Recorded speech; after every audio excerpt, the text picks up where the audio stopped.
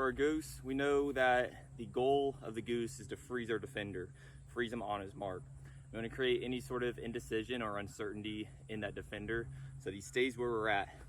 While we're goosing, prior to the goose, we have some speed. The goose itself is just that little hesitation, and then we maintain that speed, and that's how we beat the defender.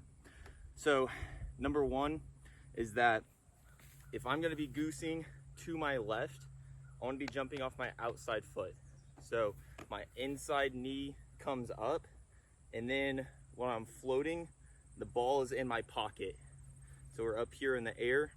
When it's time for this leg to come back down, we want to punch hard and then throw the ball forward to generate that momentum and keep us going forward. So one more time, slow motion. We're jumping off the outside foot, push and go. All right.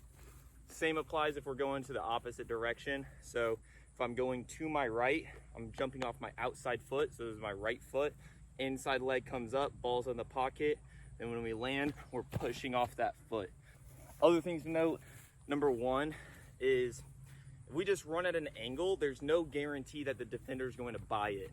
So on top of the goose itself, if we're running at an angle, we want to square up and attack the inside shoulder of that defender so that he has to hold. He has to respect that if we just keep going, then he has to make an inside shoulder tackle.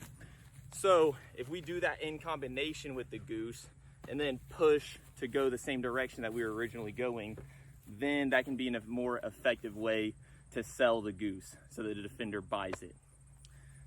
Otherwise, you don't have to goose and go. You have the option to cut back. So a very common combination is to be able to go from goose and then pull and cut back. So that essentially makes the defender think, oh, the goose was just moving, now he's trying to beat me to the outside, and then boom, we cut back, take the space under, and we win.